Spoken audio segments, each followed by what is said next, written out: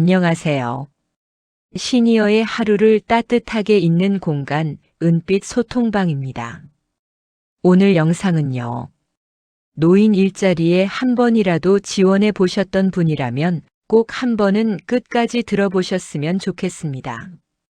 신청은 했는데 연락이 없어서 괜히 마음 상했던 적 있으시죠? 같은 동네, 같은 나이인데 어떤 분은 붙고 나는 왜 계속 안 될까? 혼자서 이런 생각 해보신 적도 있으실 거예요. 그런데요, 이건 절대 운 때문이 아닙니다. 그리고 능력이 없어서도 아닙니다. 대부분은 구조를 모르고 준비 방법을 몰라서 그렇습니다. 그래서 오늘은 왜 어떤 분들은 매년 합격하는지, 면접에서 실제로 어떤 질문을 받는지, 어떻게 대답하면 좋은지까지 제가 하나씩 아주 천천히 설명해 드릴게요. 편하게 듣고 계시면 됩니다. 먼저 꼭 짚고 가야 할 이야기가 있어요. 노인 일자리는 단순히 어르신들 용돈벌이 제도가 아닙니다. 정부에서 어르신들의 건강, 사회 참여, 지역 안전을 함께 생각해서 만들어 놓은 제도입니다. 그래서 전국적으로 아주 많은 분들이 지원을 하세요. 매년 거의 100만 명 가까이 됩니다. 그런데 합격률은 절반이 안 됩니다. 왜냐하면 자기한테 맞는 일자리를 모르고 그냥 신청부터 하기 때문입니다. 노인 일자리는 크게 4가지로 나뉩니다. 이걸 모르면 면접에서 바로 티가 납니다. 예를 하나 들어볼게요.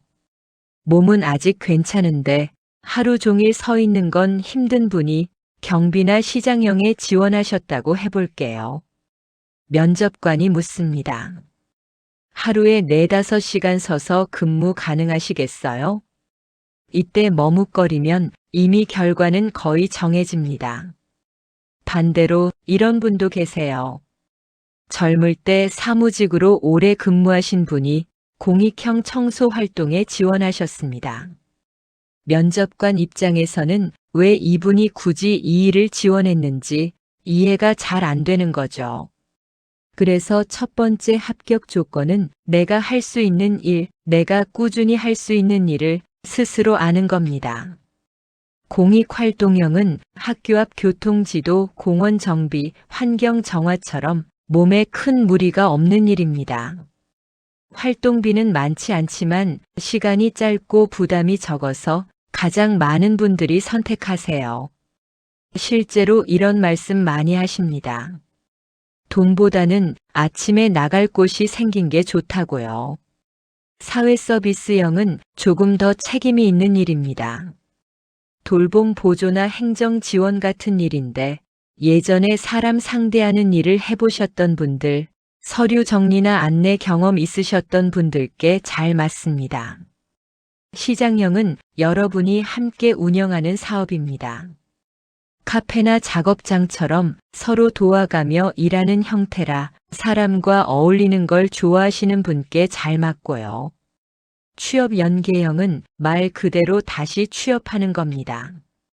경비, 주차 관리, 병원 안내 같은 일인데 근무 규칙이 분명하고 책임도 그만큼 따릅니다. 이 4가지 중에서 자기한테 맞는 걸 고르는 게 합격의 절반입니다. 이제 면접 이야기 해볼게요. 많은 분들이 면접을 너무 어렵게 생각하세요. 그런데 실제로는 아주 기본적인 것들을 봅니다. 면접관이 가장 많이 하는 질문 몇 가지만 예로 들어볼게요. 왜 이 일자리에 지원하셨나요? 이 질문에 집에만 있으니까 심심해서요. 이렇게 답하면 나쁜 말은 아니지만 마음에 잘 남지 않습니다. 대신 이렇게 말해보세요. 사람들과 함께 움직이는 일이 좋고 규칙적으로 생활하고 싶어서 지원했습니다. 이 한 문장만으로도 면접관의 생각이 달라집니다. 또 이런 질문도 자주 나옵니다. 건강은 어떠신가요? 지병이나 드시는 약은 있으세요? 이때 없습니다 하고 숨기시는 분들 계세요. 그런데 나중에 문제가 생기면 오히려 신뢰를 잃게 됩니다. 이렇게 말씀하시면 됩니다. 약은 먹고 있지만 꾸준히 관리하고 있고 활동하는 데는 지장 없습니다. 이건 감점이 아니라 오히려 책임감 있는 대답입니다. 그리고 꼭 나오는 질문이 하나 더 있습니다. 이 일 오래 하실 수 있겠어요? 이 질문은 체력이 아니라 태도를 보는 질문입니다. 네, 맡겨주시면 약속 지키면서 성실히 하겠습니다. 이렇게 또박또박 말해주시면 됩니다. 실제 합격하신 분들 이야기 하나 들려드릴게요. 몇 년 연속 떨어지셨던 분이 계셨어요.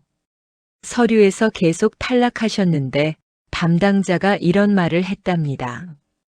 신청서도 면접이라고 생각해 보세요. 그 말 듣고 자기소개란에 세 줄을 정성껏 쓰셨대요.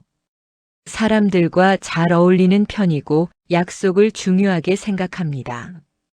주어진 일은 끝까지 해보고 싶습니다. 그해 바로 합격하셨습니다. 또 다른 분은 면접 때 마지막에 이렇게 인사하고 나왔다고 합니다. 오늘 이런 기회 주셔서 감사합니다.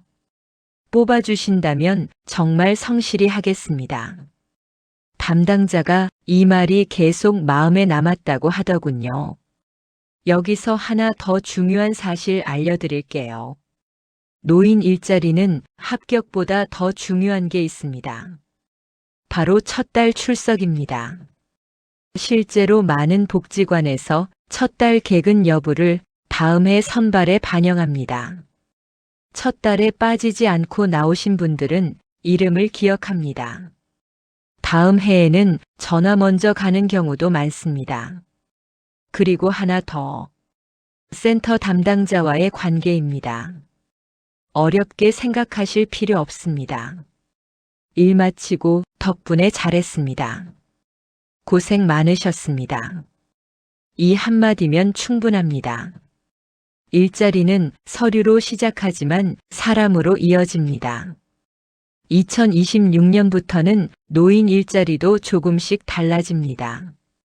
예전처럼 단순 공익형만 있는 게 아니라 경험을 살리는 일자리가 늘어납니다.